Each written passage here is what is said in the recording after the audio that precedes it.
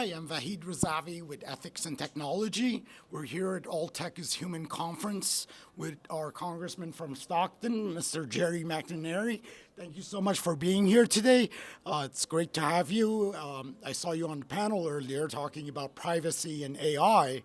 I wanted to ask in regards to your stance around the issues of privacy. It seems our data today is across various organizations, like Google has our search history, Facebook has our data, and there's no one regulation that governs it. What are your thoughts on the Privacy Act in terms of a national solution to addressing the issue of privacy? Well, people in this country are definitely concerned that they've lost control of their data. There's no question. I hear it all the way along the line across the entire spectrum. And so the question is, what do we do about it? California passed a pretty good law, the CCPA, the California Consumer Protection Act.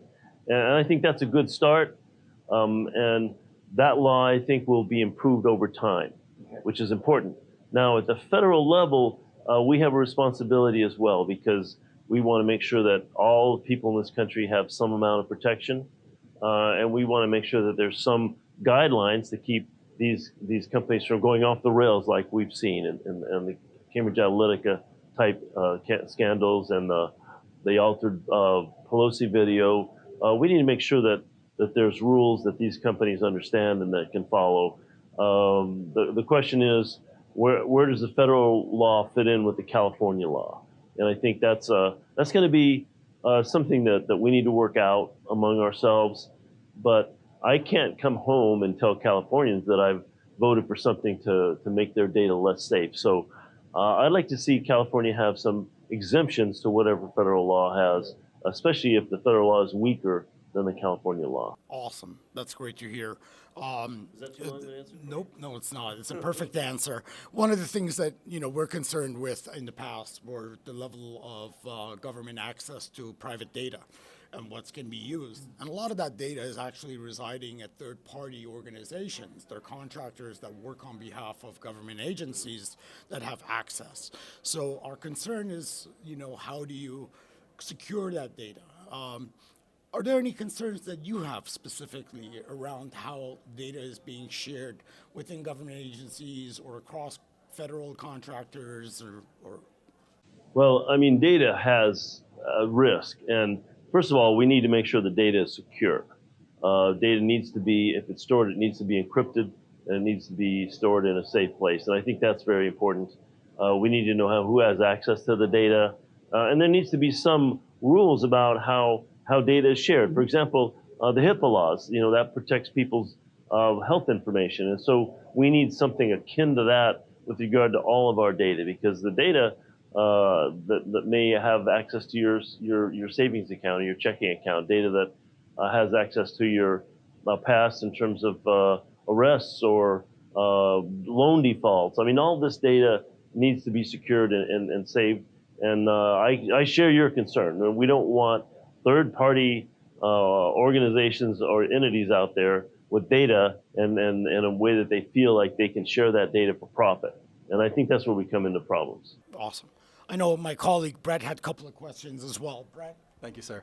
So Commissioner Rosenworcel said today that the FCC is on the wrong side of history, the wrong side of the American people, and the wrong side of the law for rolling back net neutrality under the Trump administration. You're a co-sponsor of H.R. 1644, the Save the Internet Act of 2019, which would rescind the 2017 FCC order and codify the 2015 Open Internet Order into law.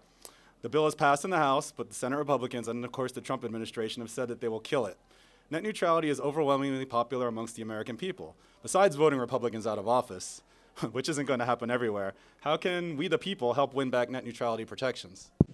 Well, net neutrality was, as you mentioned, was a rule that was created by the Federal Communication Commission under Chairman Wheeler, and it was a good rule. It protected throttling, paid prioritization, blocking, and gave the commission authority to handle new cases that may not have been understood at that time. And I think that was a good rule. I don't understand why the new chairman wanted to overturn that law. And I've had conversation with him, and I can't really quite get that, why he wanted to do that. They did. I protested very loudly.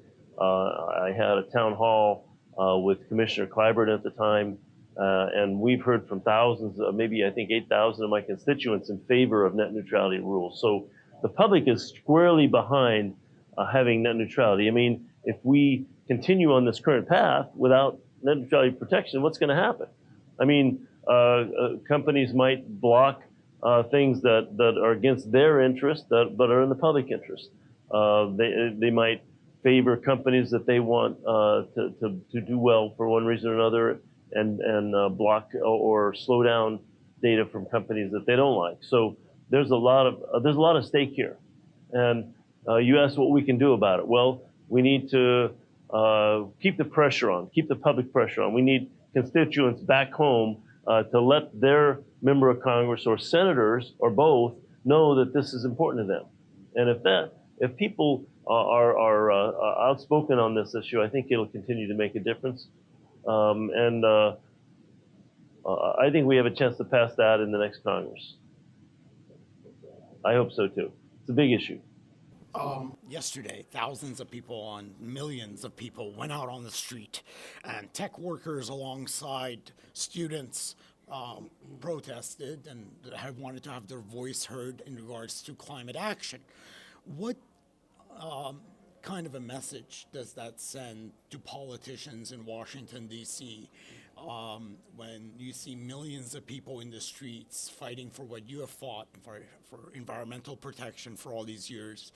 How does that resonate with people in D.C.? Could you? Well, I mean, I just want a little background. I spent my career developing wind energy technology because I know about the issues of climate, and I've known about that since college, back in the 1970s. So this is an issue that after 9/11, we had a chance to curtail our oil interests.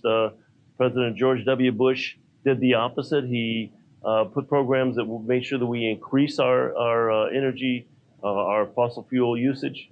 And so we're in trouble now. We're behind the eight ball. The climate is changing, but it's not just changing. I mean, there's a latency in the buildup of carbon in the atmosphere and the kind of changes we're seeing. And so we're just now starting to see the effects, but those effects are going to grow inevitably over time unless we take extremely strong action. We need to reduce carbon emissions. I'd say we need to almost eliminate carbon emissions by 2050.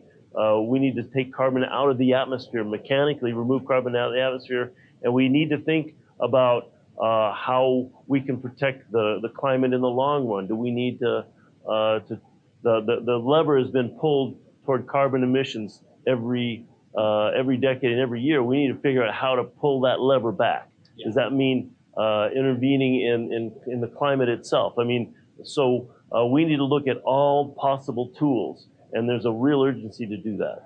One of the areas that I'm concerned about personally is fossil fuel industry and our dependence on oil, and in order to maintain our technology infrastructure and all the rest, the data centers and facilities are.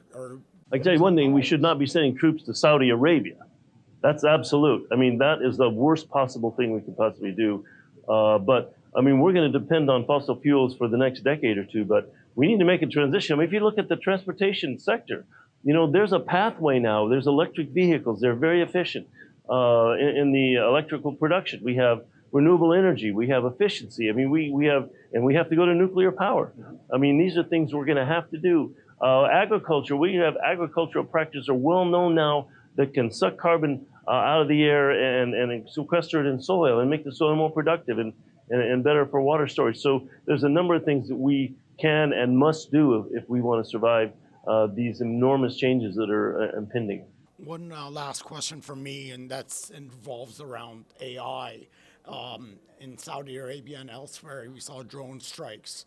It seems like autonomous vehicles. I'm not going to answer that question. Okay. I'm not going to answer. I'm No, not going there's there today. autonomous vehicles that we're working on developing in the world.